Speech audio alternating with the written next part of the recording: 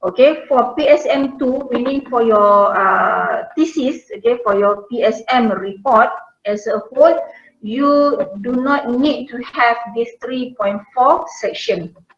Okay, so here you have to include the Gantt chart. So make sure the activities in the Gantt chart in line with the methodology that you choose.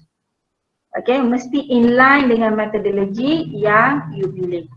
Okay, so for me, you don't have to put meeting with supervisors in the Gantt chart, no need. Okay, you only focusing on the activities involved during the project development.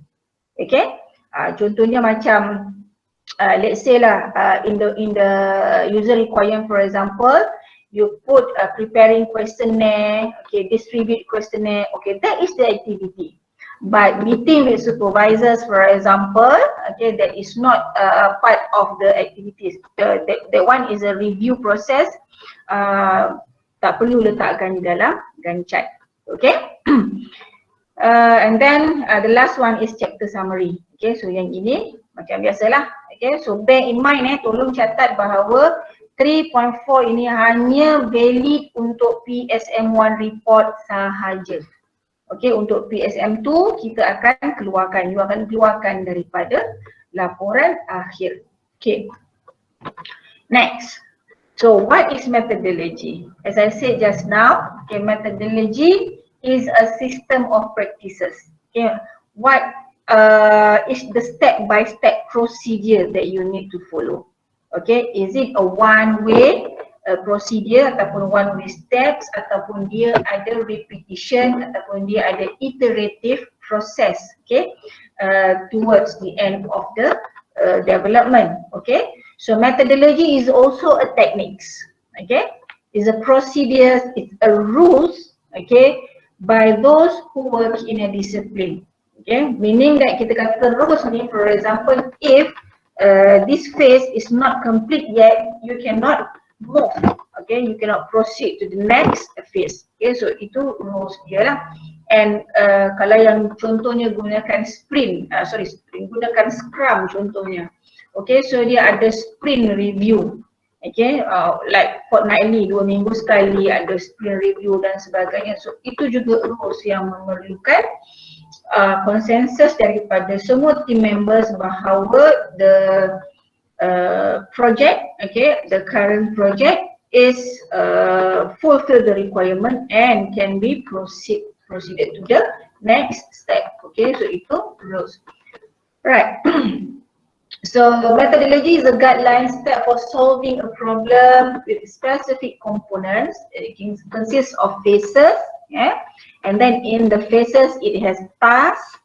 So for specific tasks, it also has methods. Contohnya macam task to get user requirement tadi kan. So you ada method, apa method untuk gather information yang saya dah ceritakan tadi. And then the techniques, okay, techniques ni macam mana? So techniques nya you poll, okay, ada pilot group dan sebagainya, right? Kemudian it involves with tools, okay, tools for development, tools for designing, tools for analyzing the data, so on and so forth, okay, in order to achieve projects aim and also objective. So without having a methodology, okay, so you will not have a clear-cut idea of what you are carrying out, okay, in your application. So kalau tak ada methodology ni, ibarat you buat rumah tidak ada floor plan, tidak ada plan. Kan, kalau kita nak buat rumah, kita mesti ada plan. Kita tahu dekat mana living room, dekat mana kitchen, dekat mana toilet, dekat mana dapur dan sebagainya. But if you don't have this plan, okay, so you punya rumah akan jadi huru-hara lah. Okay, so sama juga dengan project. Okay, so dia mesti ada satu flow, okay, is a guideline for you to follow step by step. Okay, why it is important? Okay, so methodology ni sama seperti pepatah yang mengatakan if you fail to plan means you plan to fail. Macam itulah. Okay, so methodology ni adalah you punya tata cara of developing the project. You cannot simply start with designing the interface. You cannot simply start with developing whatever you want to develop without knowing the requirement, the needs from the user and also from the system itself. So dia mesti starting dengan requirement analysis. Okay, so why methodology is important? Because kita nak plan. Okay, you want to plan, you want to control and you want to structure the process of developing the application. Okay, so structure tadi tu apa? You come up with a storyboard, you come up with navigation structure, you come out with the content, you come out with the content structure. So that is the structure ataupun the framework of your application. Control tadi macam mana? So how big the application? Okay, how big the application? By having the constraint, okay, you can control, okay, the size of the application. Okay, the limitation of application you boleh control. Katakanlah you nak buat satu game, so you mesti ada dia punya apa tu, the maximum level, okay, achieved by should be achieved by players. Ataupun you nak buat satu learning application, okay, so you mesti ada kawalan terhadap berapa besar ataupun berapa banyak chapter yang nak cover dekat dalam application tersebut. Alright, so that is methodology. Then it also helps project managers, you lah, okay. So sekarang ni you adalah all rounders. So you lah project manager, you lah developer, you lah programmer, you lah graphic designer, you lah semua. Okay, so it helps project manager to reduce risk.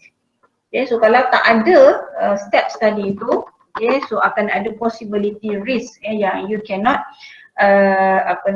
identify prior the development. Okay, to avoid duplication of efforts, maksudnya you tak akan buat kerja 2-3 kali.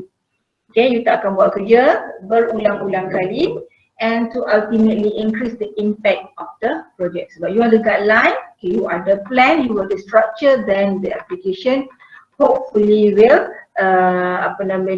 have a good output. Okay, so it is important because methodology gives you guidelines to make your project manageable, smooth and effective. Okay, sebab tadi kita dah ada bahagian 3.5 ke 3.4 tadi, iaitu Gantt kan, the project planning.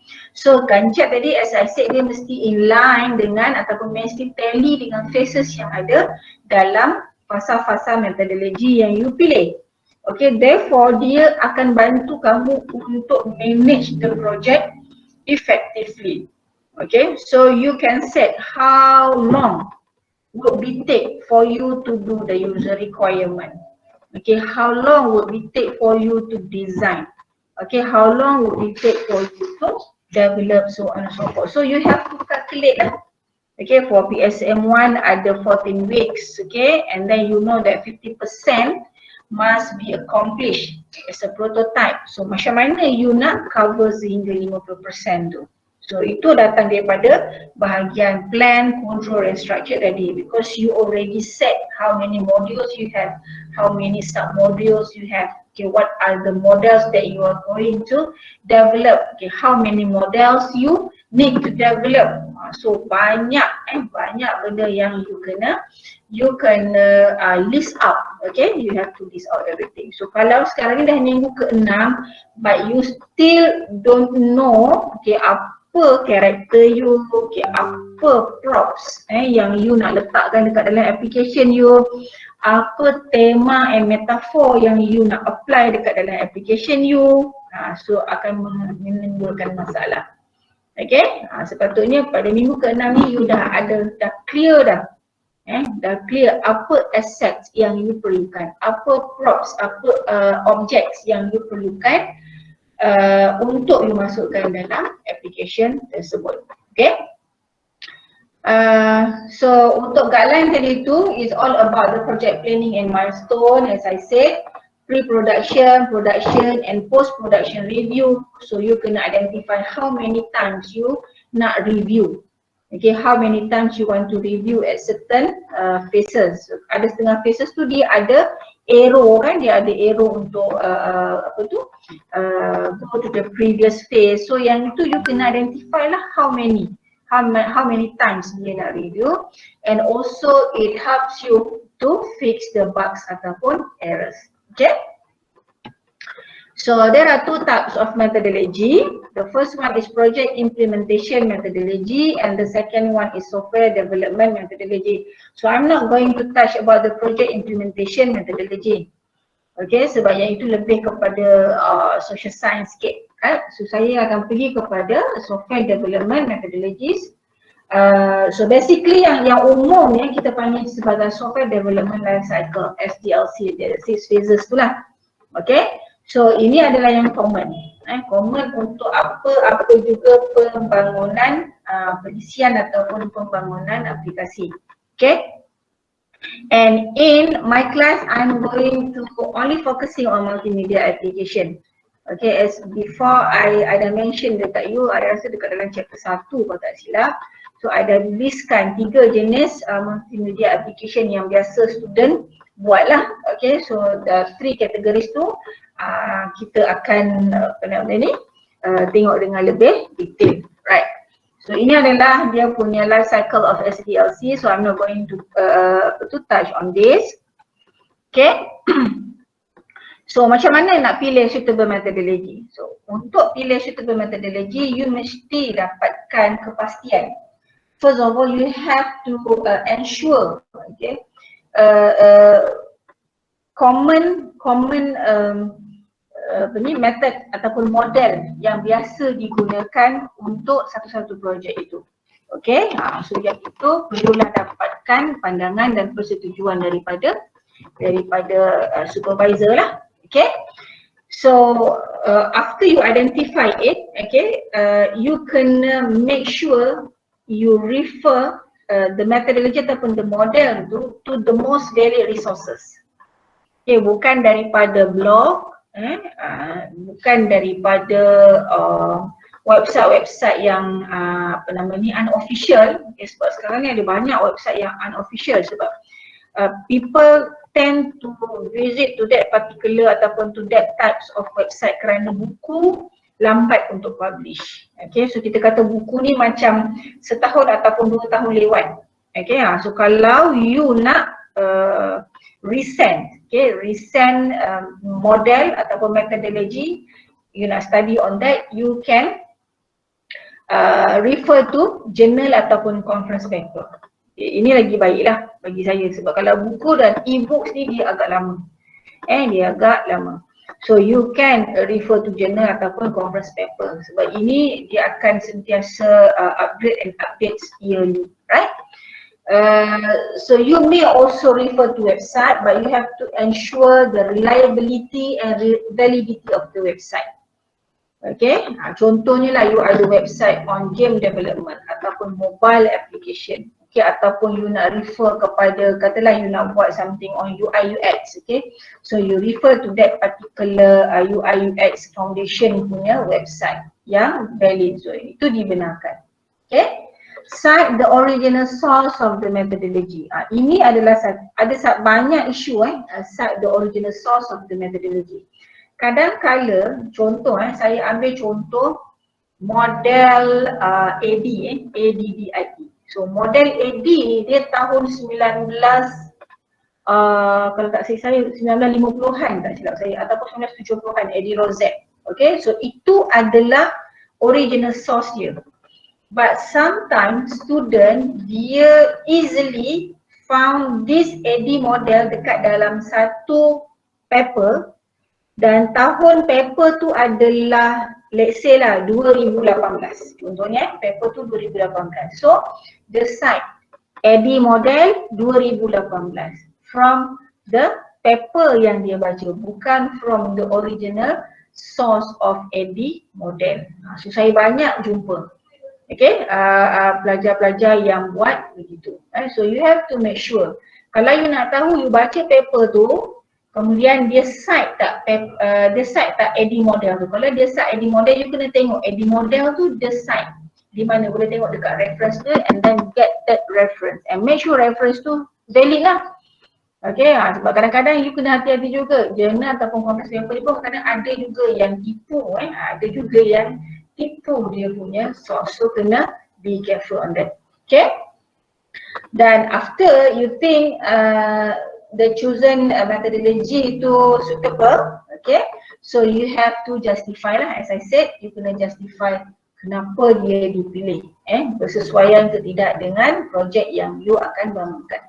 Okay, so ini adalah types of model. So I put here kat sini resource dia, journal. So mana-mana student yang saya jumpa MMCD dia bukan daripada journal, maka itu memang salah lah.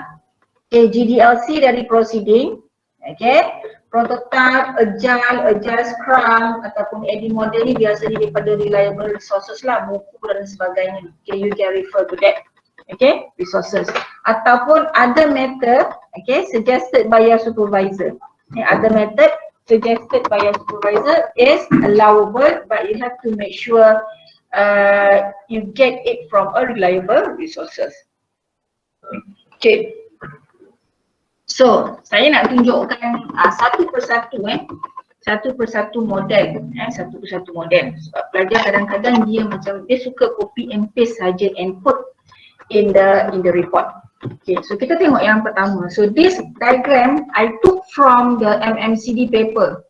Okay, JTEC, the journal Journal of Technical Education. Okay, so kalau kamu perhatikan dekat sini MMCD framework, okay.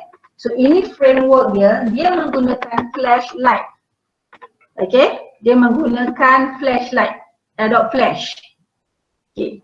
Kalau misal kata you bangunkan application tu menggunakan MMCD, right, tetapi you tak menggunakan flashlight, so you tak boleh gunakan diagram ni.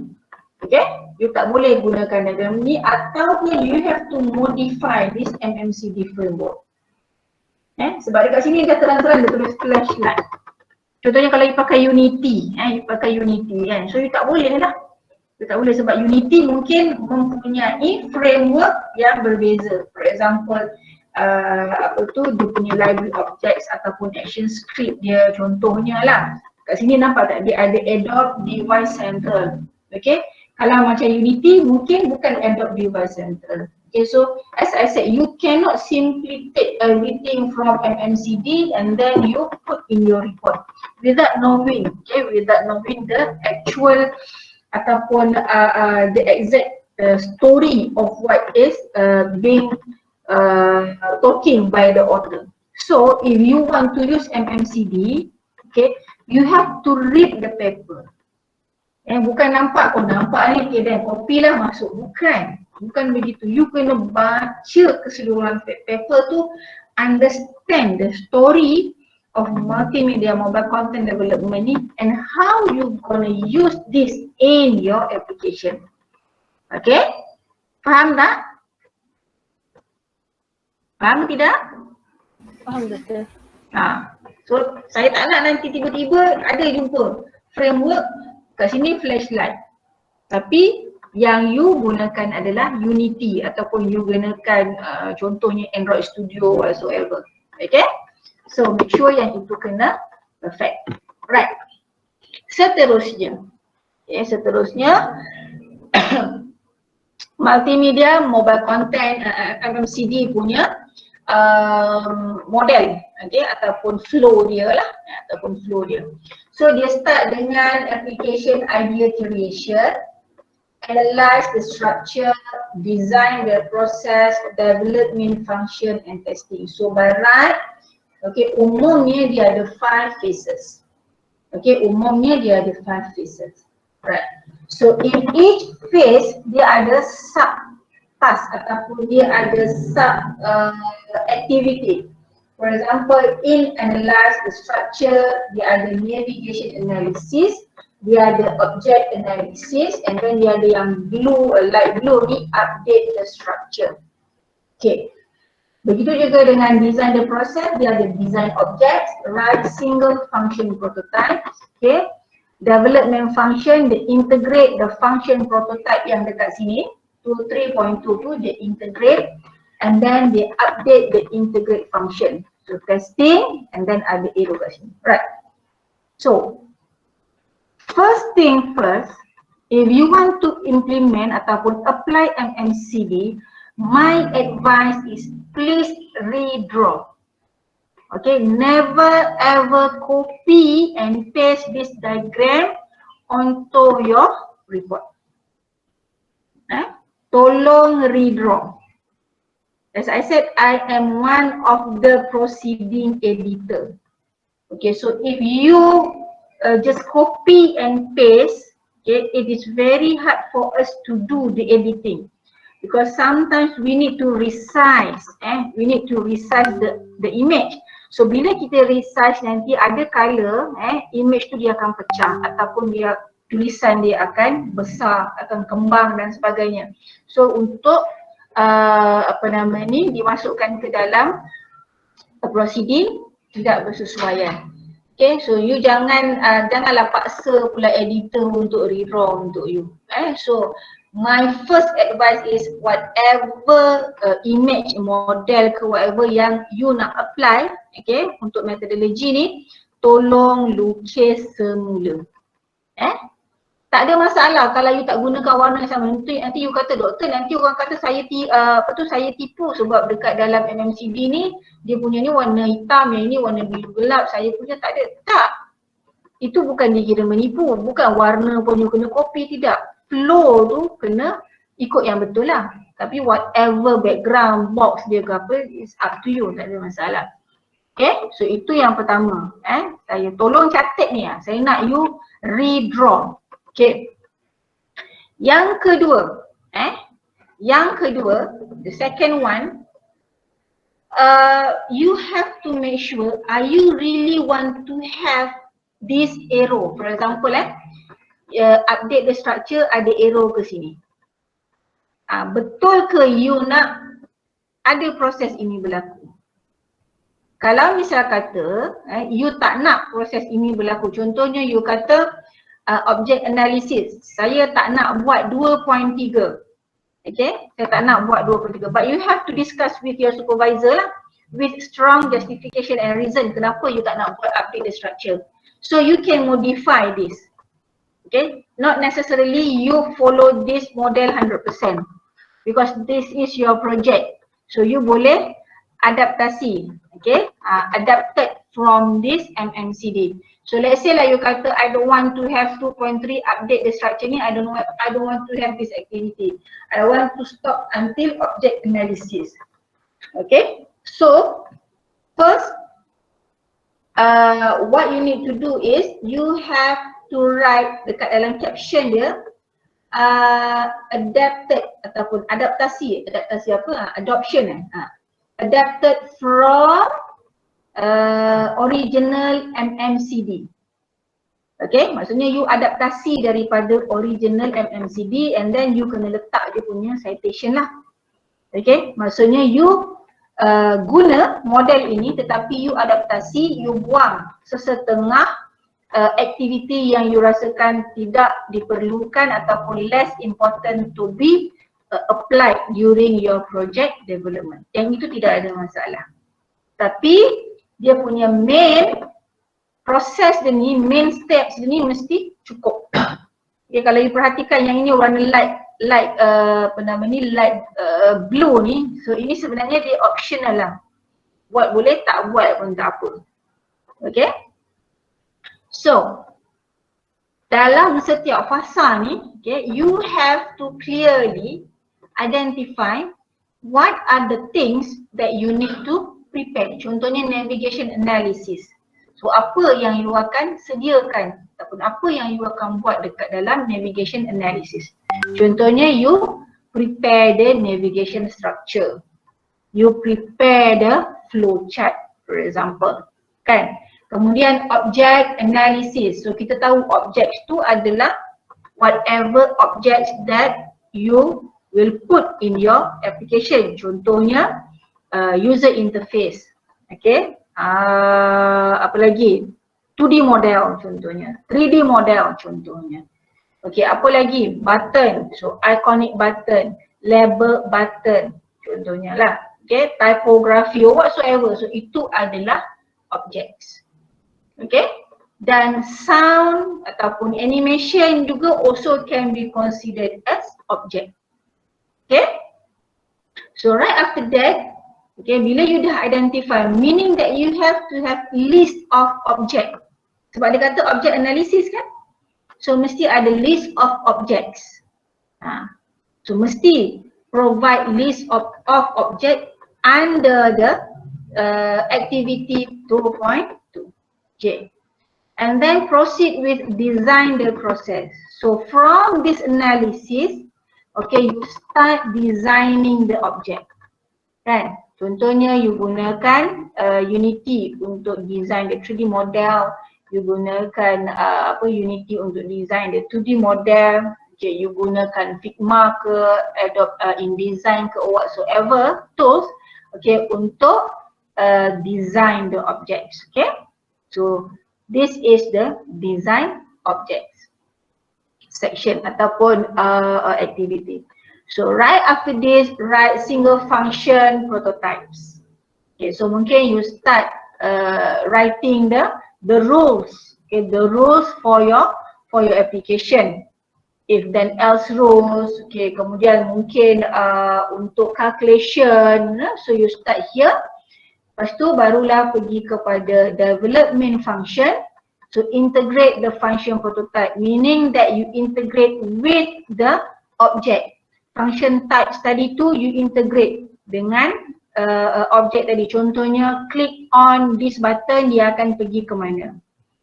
Okay, so itu integrate the function prototype with the object. Okay, update the integrated function. Alright, so yang ini sekiranya after you complete this one, you do the testing.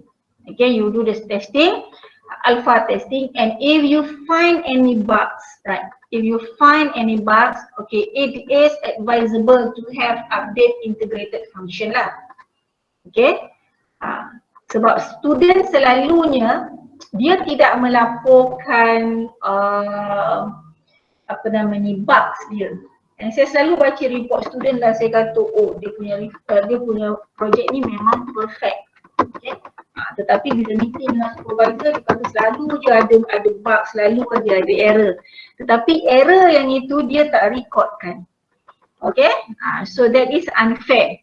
That's why bila you lakukan testing, okay, you have to record how many testing you made and what are the errors ataupun bugs appear and how you solve that bugs. Contohnya lah, you nak accumulate dia punya score. Katalah game kan, you nak accumulate dia punya score.